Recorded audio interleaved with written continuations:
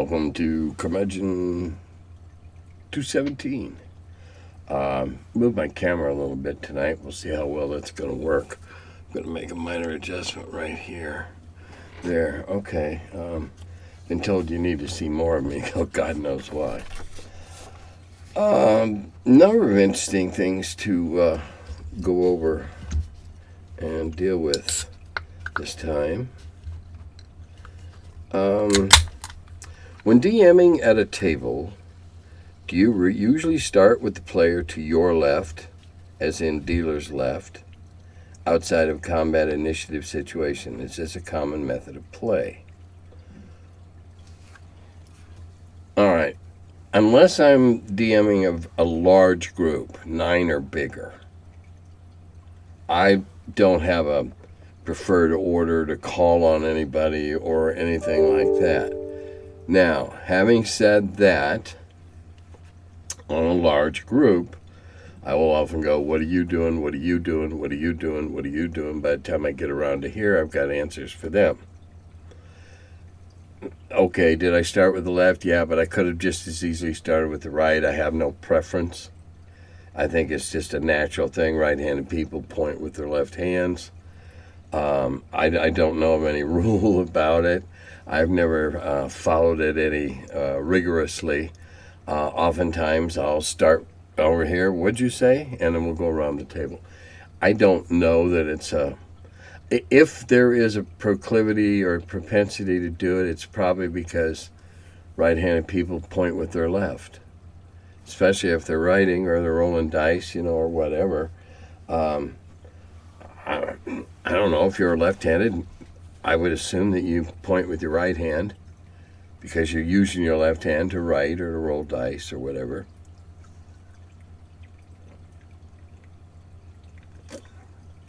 My sponsored drink. I'm going to need some caffeine to stay awake through this. And when it's combat or initiative, well, then it's strictly numerical order: who rolled a 0, who rolled a 1, who rolled a 2, etc. So there is, to my knowledge, I have no preference in that regard. To my knowledge. Now, somebody that's seen me play a lot might differ with that, but that's okay. They're noticing stuff I'm not. Next question. What in your mind makes a great what in your mind makes a great dungeon crawl? What are some of your favorites to run or play in? Okay, I'm gonna go on a limb here and assume that you're talking, when you say dungeon crawl, that's all it is a big giant, like Stonehill Dungeon or something like that.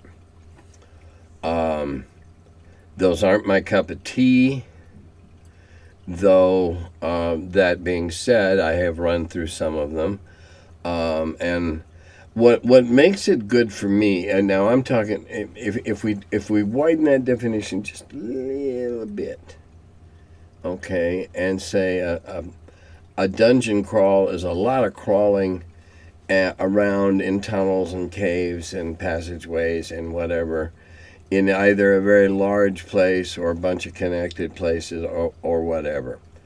All right, if we're going with large, and we'll just stick with that for a while, what makes it great? It has the potential that it's going to take 2 or 3 game days minimum to get through it. Why is that great? Well, it makes them look for a place to hole up. It makes them husband their resources, particularly healing. If they know that they're going to be a while in here, the only time I justify a dungeon crawl is if they got to find something for some given reason or other in a monstrous, massive place, unexplored, whatever. And in my mega dungeons, they'd be mostly unpopulated because I'm very much into the ecology of dungeons and how they exist. That said, I believe that mega dungeons would have just scads of entrances. Maybe only big enough for whatever is using it that lives down in there. Maybe hidden, whatever. But that to heavily populate a mega dungeon, in my opinion, the only way you can do that is to have lots of egress points for the denizens so they can get out and do their hunting and get fresh water, and whatever. And they're using this more as a place to hold up, sleep off the last meal, whatever like that. What makes it great is an early realization that there's stuff down here that's way tougher than you might have thought, but the realization that with craft and guile and what you might find along the way, it's not hopeless. It's knowing that, okay, we just spent a rough day, but we got through it pretty well. We're going to hole up over here in this place, whatever, and we're set our watches, and the not watches, but fire watch, med watch, dawn watch, that type of thing. I think that is fun because at the table we spend maybe 5-10 minutes and simulate the evening.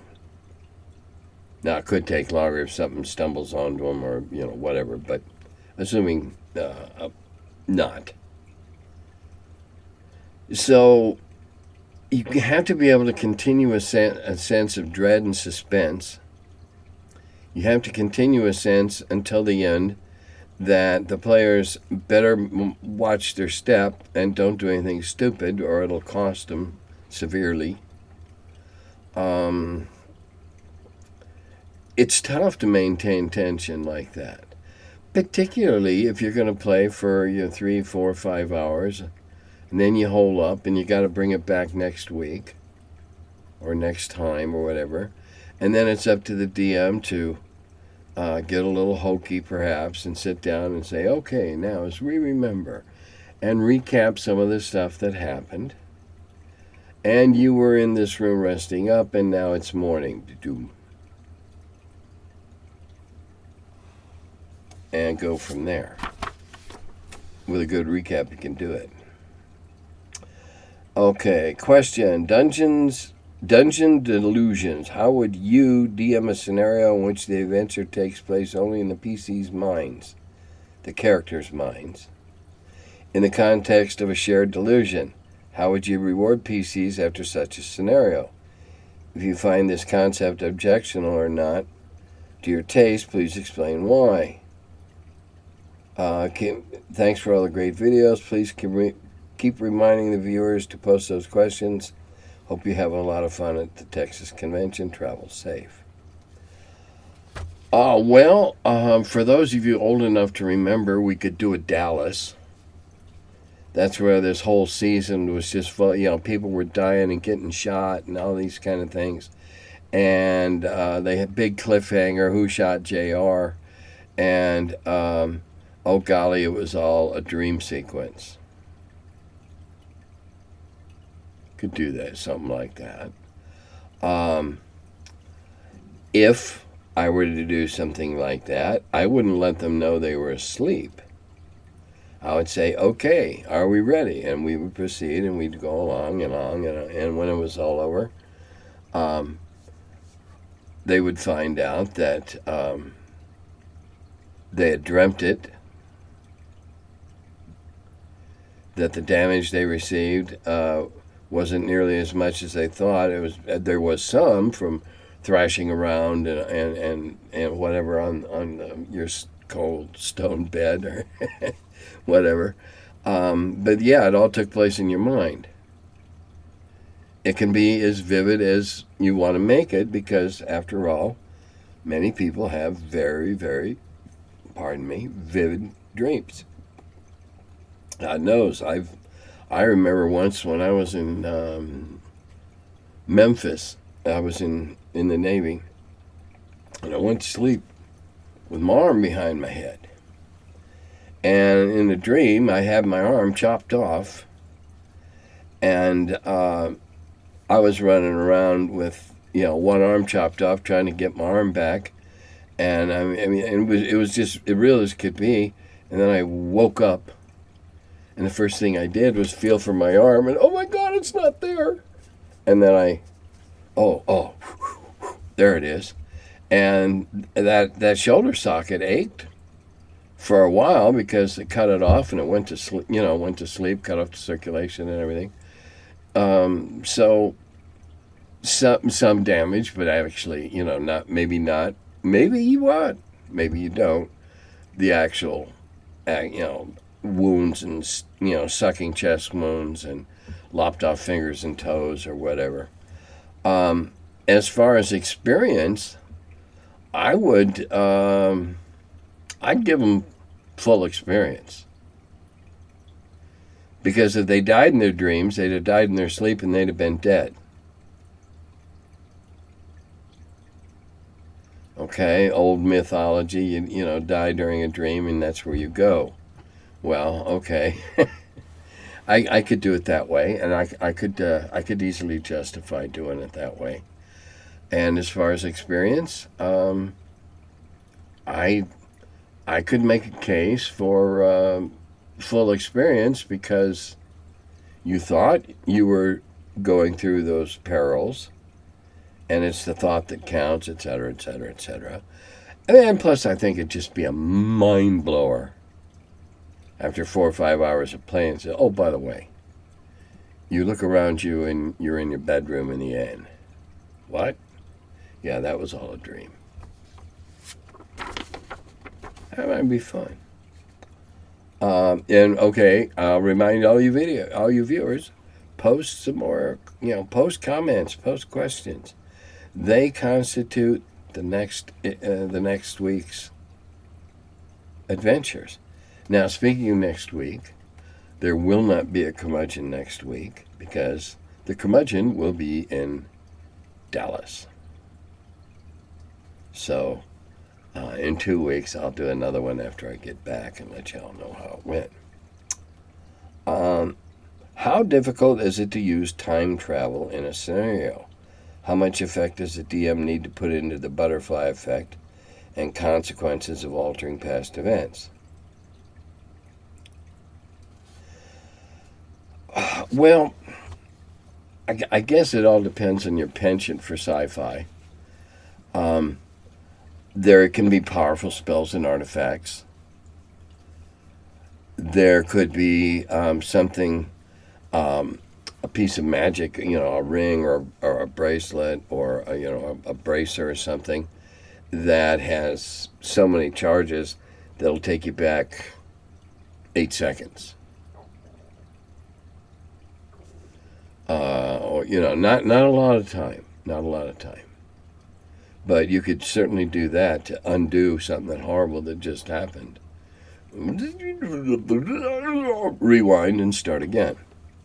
That would be fun to be able to do that.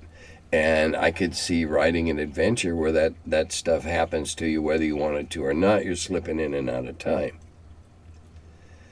Now, there's another way you can take time travel. And I've already started working on a couple of projects that involve adventurers passing through to, whatever, traversing a place, a spot, whatever, and they're transported.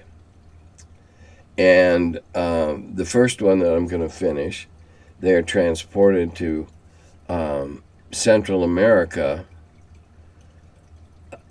in the interim between the Mayas collapsing and the Aztecs exerting their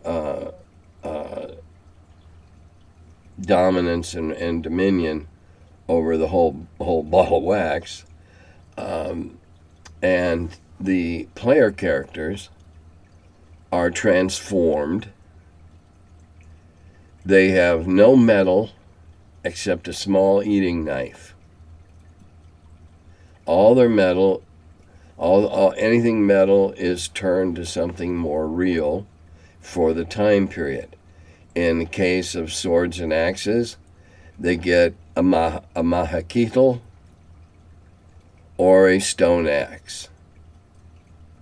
Now, the mahaquitl looks like a big cricket bat, and it's got jagged shards of obsidian all the way around the outside of it.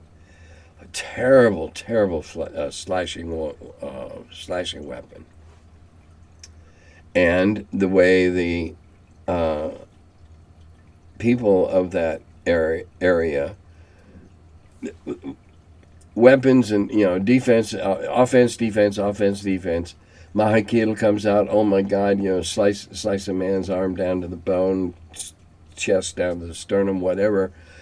And they came up with salt and heavy fabric, and they made tunics where they were consisted of packets that were packed with salt and sewed shut.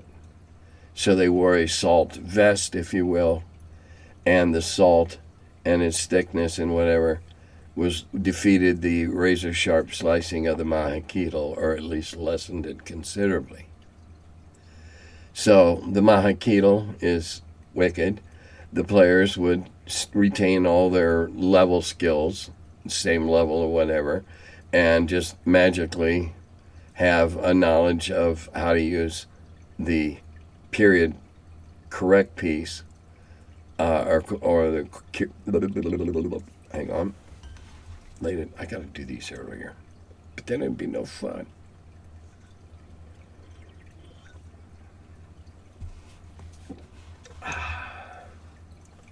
See, where was I? I got distracted. That stuff's so good. They would assume their skills would transfer over. Their armor would transfer to boiled and highly cured, hardened leather, whatever. That makes them a little out of place, a little anachronistic maybe, but the player characters will be taken for cloud people. Cloud people are almost possibly mythical race of people that lived higher up in the Andes than the Incas did. And they were known as traders throughout all of Central America. And the players would have to figure out, oh, we're traders now, because their gold and their gems and that would be turned into little blocks of jade and bundles of feathers and hands full of dried beans.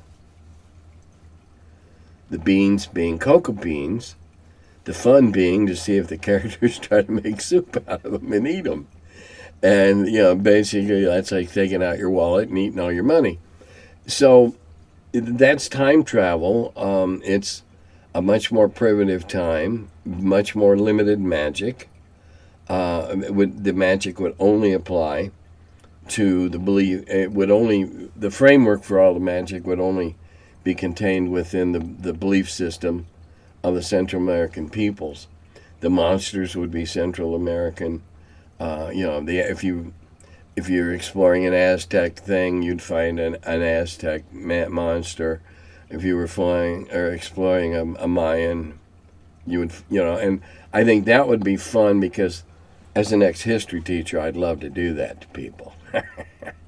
Because then those who paid attention in history class, probably in college, would have a little bit of an advantage. And a little bit of an advantage is never a bad thing. Have I ever played in a memorable time travel? No, but I seem to recall playing in a couple where people had the little amulet or thing on their wrist or whatever that allowed you to rewind 5 or 10 or 12 seconds or something, and thinking at the time, wow, what a bacon saver that is. But other than that, there's no reason you can't. Just don't time travel them back to somewhere that you don't have any knowledge of, or worse yet, they may have more knowledge of and catch you up. Not to brag, but you'd be hard-pressed to find, where you're going to travel me back, anywhere in European or Greek or Celtic or whatever, simply because I used to be a history teacher and I have a great interest in it and read a lot. You'd be hard-pressed to fool me.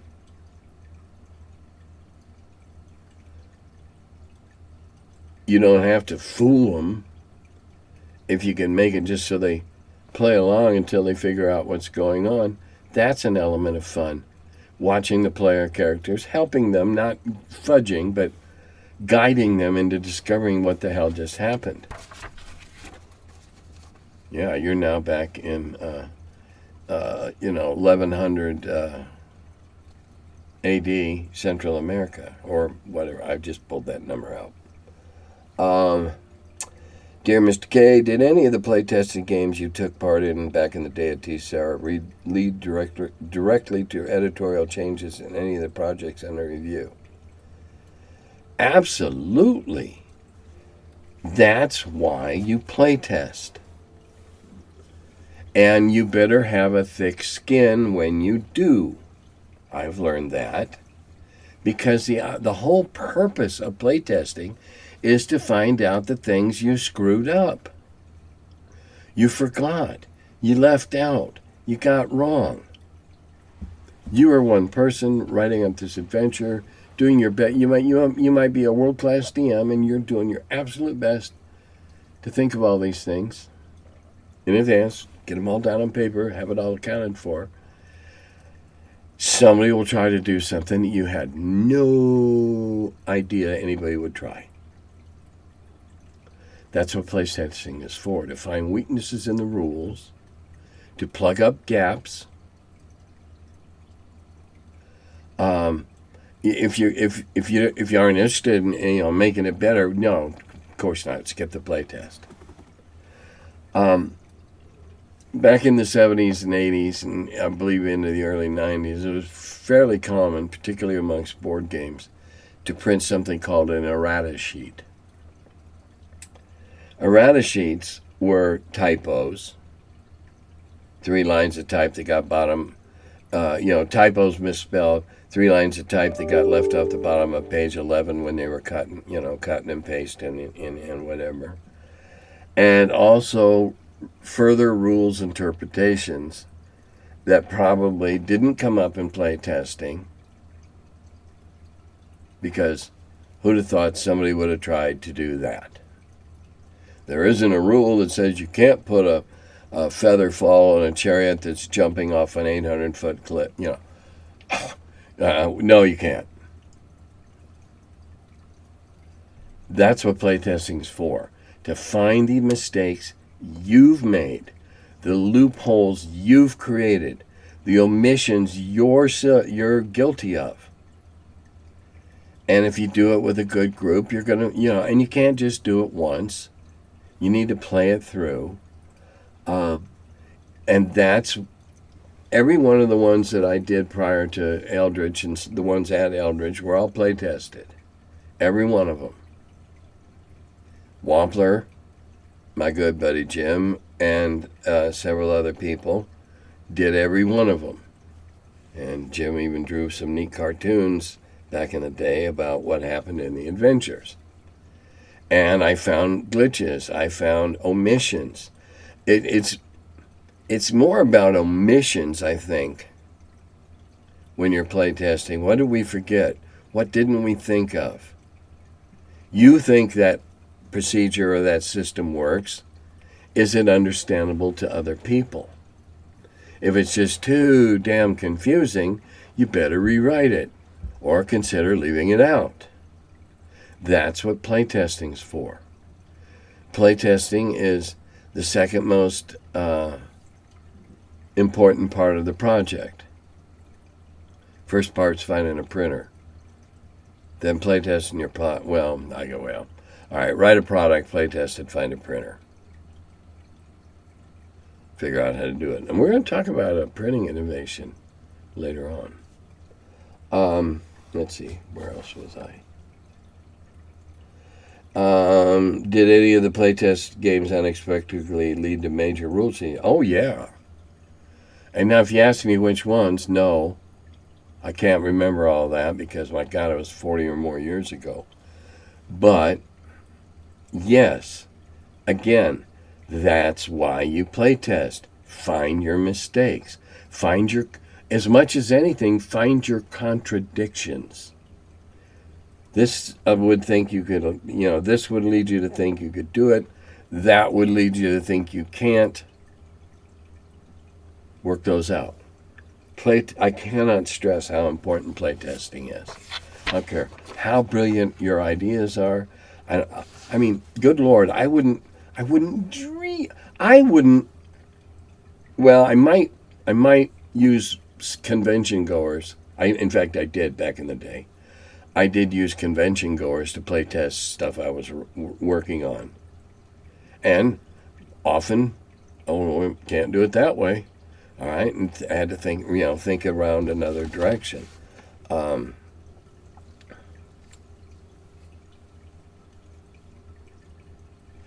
Supplemental question: what part or stage of the game making process would you say induces the most deepest changes to a rule system or an individual rule? Ooh, game making process.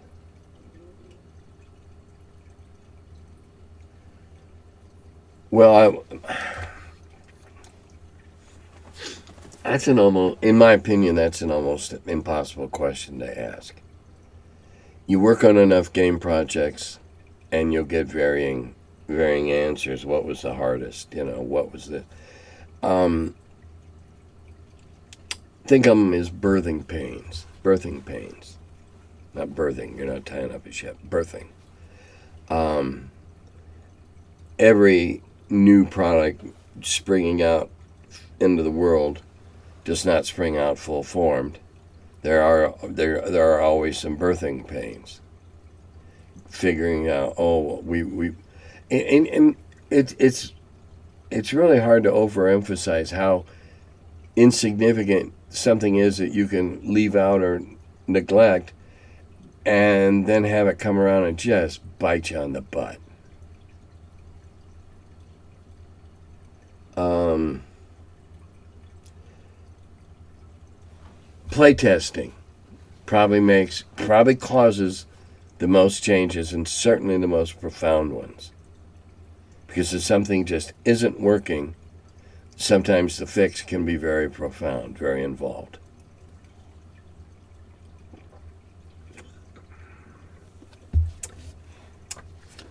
Next question. Oh, I like that. This is going to be fun. How do you use wisdom? It seems more abstract and less clear how to use it than the other stats. I've been thinking of letting players choose between wisdom or intelligence when they investigate something, giving more concrete answers for intelligence and more qualitative answers for wisdom, but I think it might get clunky. Well, yeah, the letting them choose which one is just doubled your work, because you got to remember and perhaps roll differently. Um, I use something. I think wisdom. I use wisdom much more powerfully and wield it with greater effect on a higher level character. All right, because here's how I see the stats. Your viewpoint may vary. Probably many of you will.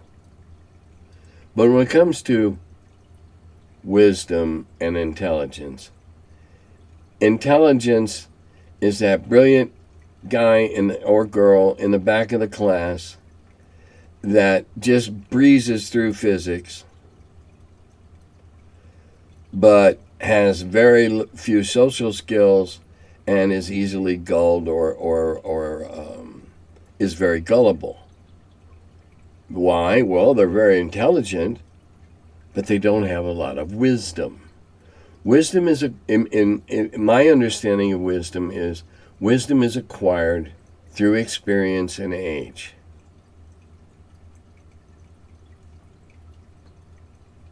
A second level fighter is, I don't care what his wisdom number says, a second level fighter is not going to be as wise to the ways of the world as an 8th or ninth level, particularly in the old school, because the difference between 7th and 8th is just staggering. Fighting man, cleric, magic user, doesn't matter. It's staggering. So, when faced with something new, an 8th or ninth level player, I might say, well, give me a roll against your, and I'll dictate. Give me a roll against your wisdom check. It's going to vary, but I'm going to call on that player character. I'm going to call on the player to work with one or the other. Intelligence, that's figuring out locks and discerning a plan, or the seemingly random things that is a plan. Wisdom is knowing when to look for those things. Wisdom is knowing that I don't care how good it looks, I don't care how wonderful that ale smells, I know I'm not going to drink it.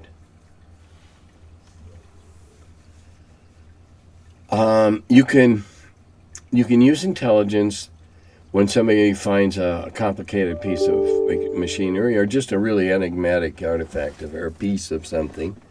You can use intelligence. You can use wisdom. Wisdom is the ability to intuit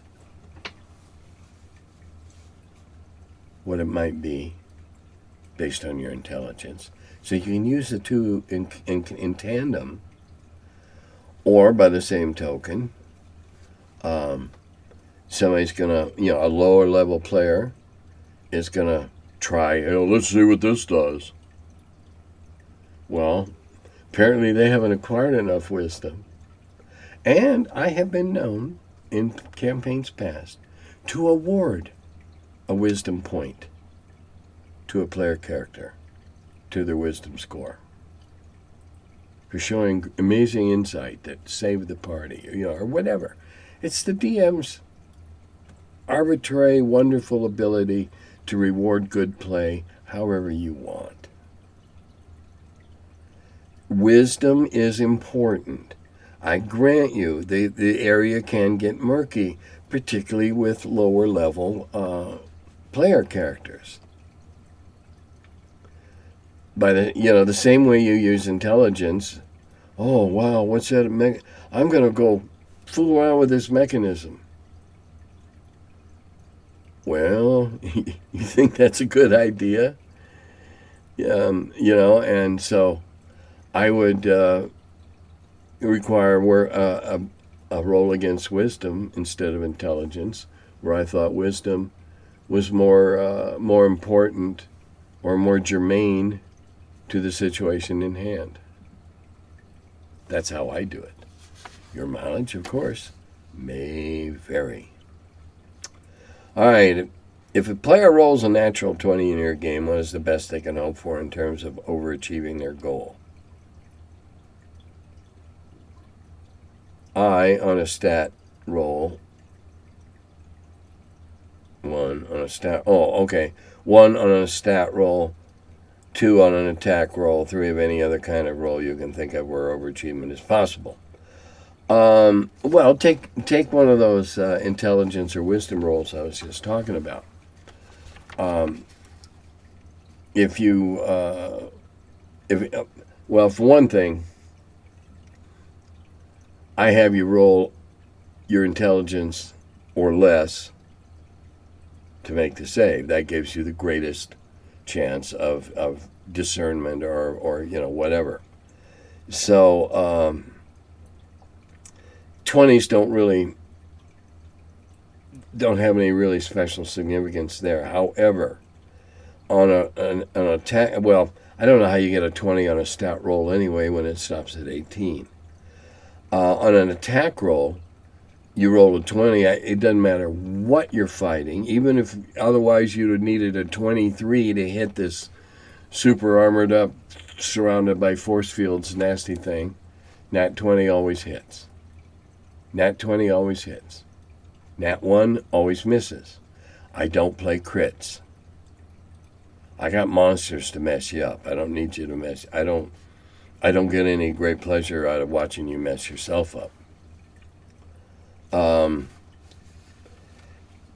any other kind of roll, discernment, whatever, Nat 20 is a winner. You saw right to the heart of the thing, deduced it correctly, and solved the conundrum.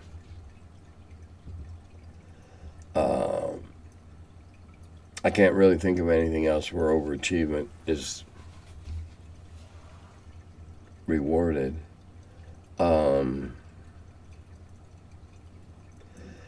It just anything I would make them roll for. If they roll a 20, they're going to be able to do it better.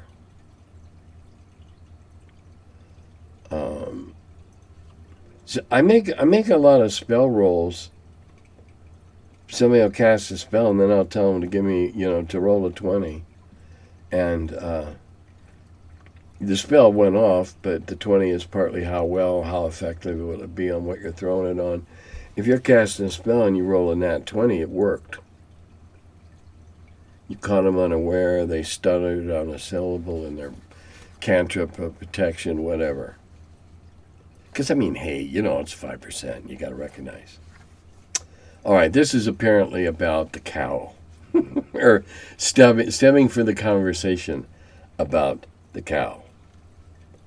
In Grants Pass, Oregon, there's a statue of a giant caveman that looks like it'd be at least the size of a TSR AD&D First Edition hill giant.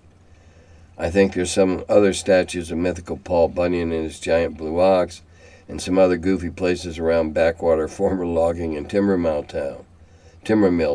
Monuments like these are national treasures and part of the wonder of the world.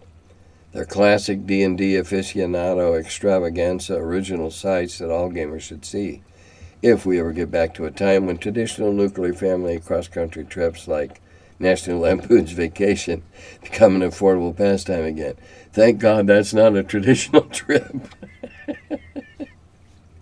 But I understand the premise holds. And then in response to that, there's in Hutto, a town not far north of Austin, it's hippos. Now that I find interesting because there are various city groups in various cities around the country. Hippos is not one I'd heard of. Now I got to give them props for that. I'm sure it was hippo here, hippo there. We'll have a hippo painting contest, and all the proceeds will go to the local charity, whatever. That's what happened with us and pigs. And some of those pigs in Cincinnati, squirrels in Glendale, some of those squirrels are very nicely painted. They're sitting out in front of the businesses that either bought them in the auction or supported them in the first place. It always involved money changing hands because it was a money fundraiser. And Lord, there's a place up and there's a fishing museum, Hall of Fame up in Hayward, Wisconsin, that's got a muskie that must be, 25, 30 feet across. So, certainly when you see these statues, you get a sense of reference if you were going to use a giant as big as, that statue or whatever.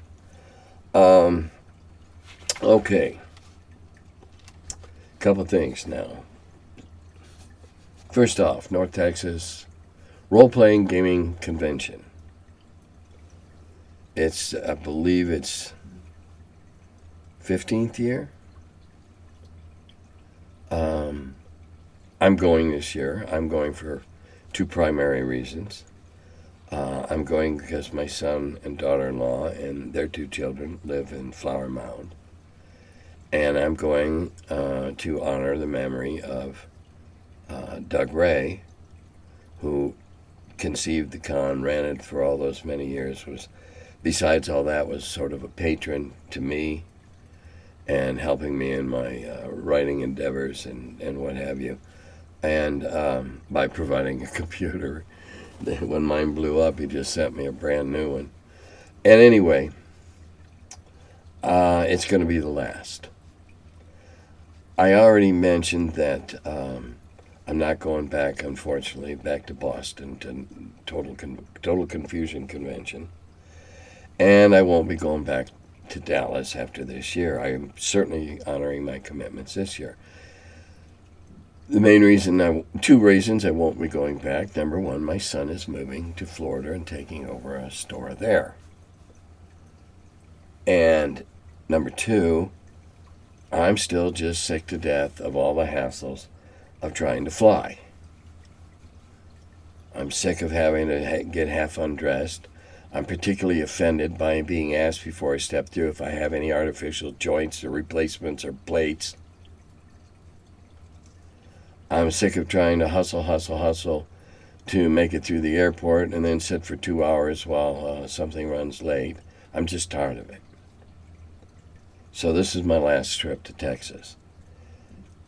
This really, really grieves me a lot because Texas is unique in that there are so many industry people, particularly from the old school there.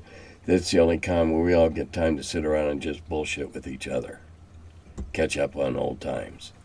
Recall past deeds, either good or bad. And for that reason, I'm really, really, really going to miss going. But it's what it is. Now, does that mean I'm never going to go to a con again? No. I'm going to continue going to Gary Con and Game Hole because I can drive there with my friend Jim. And we have a great time doing it. Our road trips are, part of what we look forward to each year. One in the spring and one in the fall. Now, if some convention in Florida or New York or Los Angeles or San Francisco said, hey, we'd like you to come, we'll send you tickets. You and your wife can come if she wants to and stay in the room with you if she's got, other things to do, because everybody knows my wife's not a gamer. And hey, we'll shell out some per diem so you can eat decent. Right offer, yeah, I'll fly again. Number one, because it would mean I don't mind flying with Cheryl. Okay, I don't mind that at all. I mean, Jim's a good flying companion too. But it's not the same. We're just friends. But, if the LA people said, hey, here's a room at that great place I stayed before, and, here's some eating money and some tickets, would I go? Yeah, especially if I could take Cheryl with me. And I'm sure I could arrange for her to find other kindred spirits to show her, around wherever the venue was or wherever the city was or whatever. Going to Total Confusion, going to Nortex, as we try to get it called, NTRPG, is a lot of work. Nowadays flying is such an energy drain because I got to check a bag because I just can't lug 45 pounds of crap around on my shoulder all the time and call it an overhead bag. So I have to check a bag. Well, that's another $30 each way. And I work, I love going. I love Texas particularly. I've made some great friends down there. But it's also a lot of work. And I'm 73. It takes it out. So, if you're coming to Texas and you got anything you want signed, don't forget it, because you won't get another chance at Texas. That's all. Now, next thing on the list. I'm going to be setting up a Patreon. I'll give you some details in a minute of the Patreon, the tentative details.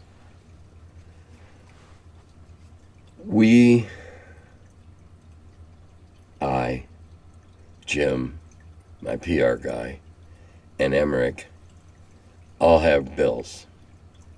And Jim, for the most part, has been paying Emmerich not nearly enough what he's worth to do our stuff. So, and I'd like to get some better lights. And hey, maybe I'll even get a piece of something behind me that covers everything.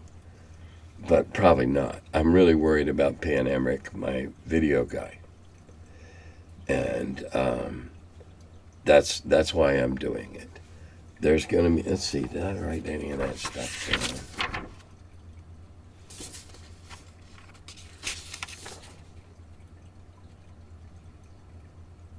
Okay, yeah, we did.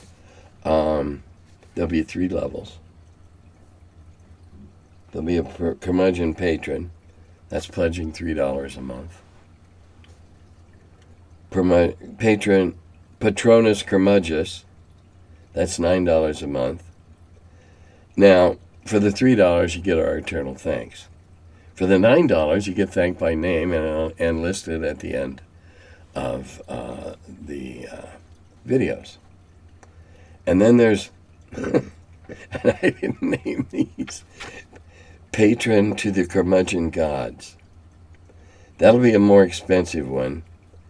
You'll still get eternal thanks, name listed, but you'll also get a code for a patron-only weekly show called the Curmudgeon Unplugged. Unhinged might be more like it. It'll be mostly about gaming, but not always. Like we might ponder the eternal question, why do young males primarily, and I'm not being sexist, the stats back it up, spend $8,000 on big, beefy axles, drivetrain, transmission, wide knobby tires, weird things that go on your lug nuts that look like spikes sticking out of a chariot, and on top of all that money they spent, they put a pickup truck that looks like a piece of shit you dragged out of the bottom of the river last week. I don't understand it. And I might tell the tale about how in 1967, before I went into the Navy, a friend and I caused 2 of the local police departments spiffy radar guns, which were certainly nowhere as sophisticated today, to essentially electronically explode. Yeah, it might be. Anyway, that's going to be the Curmudgeon Unplugged. And hopefully I'll get to buy a better light that doesn't make me look like I just ran in flushed from a foot race. Now, I'm going to talk about my friend Jim at Mud Puppy. He has opened a new division, Mud Puppy International. Now, as anybody's done any kind of mailing of any kind at all lately, commercially, it's way, way, way out of hand. Good old Donald Trump and his jackass appointee as Postmaster General basically canceled the International Postal Agreement. Now, if you want to buy a $15 book, it'll cost you $21 to ship it. That's not really an exaggeration. That's truth. And I don't care if it's just sending it to Canada.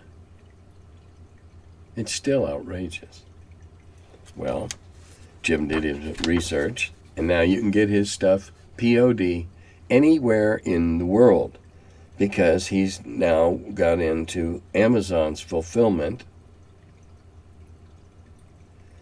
They've got printing plants all over the world, literally, so that when you order it, you'll get a print-on-demand copy locally at local shipping rates. So that means that anything that you have, that Mud Puppy has, that the layouts, because you have to follow a format, a style, to do layouts for print on demand. And as long as your thingy, whatever, is in the style that fits, and I can't remember it's PageMaker or what, but it's one of those type of programs, then you can do the same thing. They'll do fulfillment. They'll do the shipping. Now, Mud Puppy stuff can be found anywhere in the world at a reasonable price. New Zealand and Australia were particularly expensive to ship to. And I know there's lots of good gamer folk in both places. So congratulations to Jim and Mud Puppy for working this out. And so if you're outside the U.S., you go to the Mud Puppy games website, and That's what you do.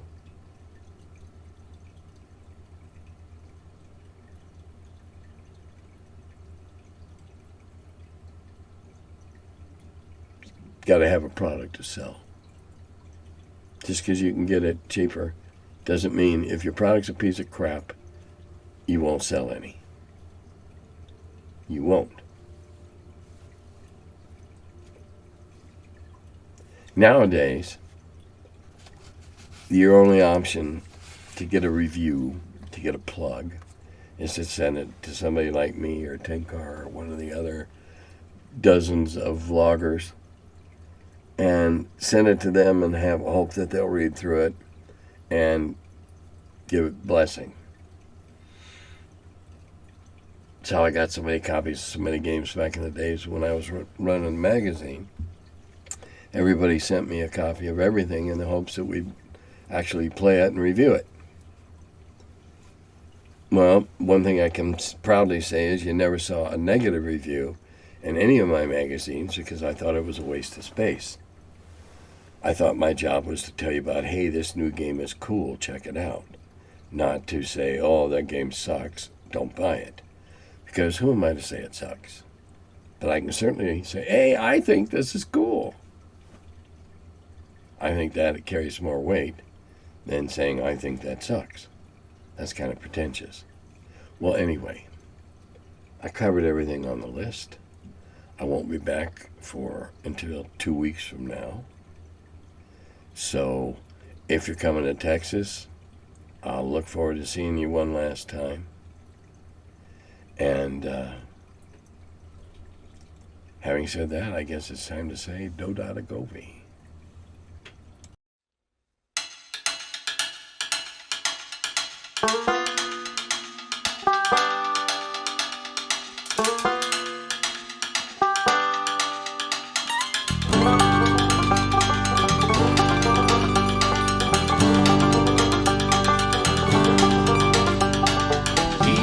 Curmudgeon who wrote about the dungeons. Now he's the feller, live from the cellar. Talks about D&D and old school RPGs. Still quite a feller, the curmudgeon in the cellar. Last man around when them rates went down. Called it Gary in that Lake Geneva town. Hey Gary, it's an awful mess. Let me edit, we'll have success. D&D and Dragon Magazine. He's a curmudgeon who wrote about the dungeons. Now he's the feller, live from the cellar. Talks about D&D and old school RPGs, but he's still quite the feller, the curmudgeon in the cellar. Magic missile, it's a mortar shell. Make it hit in the first level spell. Brought psionics to the game to attack that wizard's brain. DSR and fantasy, collection of micro armory, Titan with tramp under a tree, high as could be. He's the curmudgeon who wrote about the dungeons. Now he's the feller, live from the cellar. Talks about D&D and old school RPGs, but he's still quite the feller, the curmudgeon in the cellar. Still quite the feller, the curmudgeon in the cellar.